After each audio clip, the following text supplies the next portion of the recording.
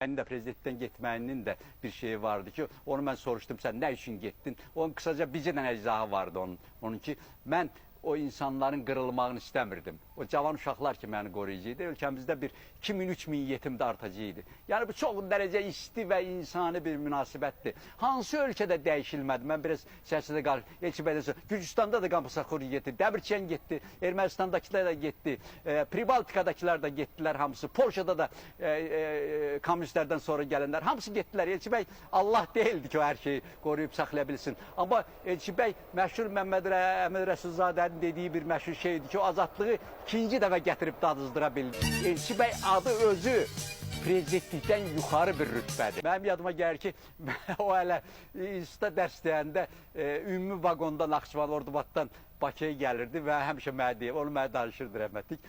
Deyir ki, mən ümumi vaqonda gəlmişəm, mən universitetə məsələmi qoyurlar ki, sən institutun müəllimisən, sən ümumi vaqonda niyə gəlsən? Deyir, mən o cəmaatın içində, o corabından qoxusu gələn insanların içində getmək mənim üçün daha gözəldir. Şəxsən mənə də elə daha gözəl görür. Çox insanlar belə şeylər eləmir. Bu böyük insanlıqdır.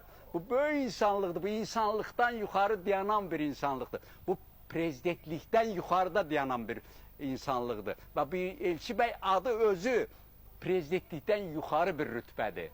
Prezidentlərdən yuxarı dayanan bir rütbədir. Yəni bu, çünki bu insan, dövlətçiliyin rütbəsi yox, insanlığın rütbəsi.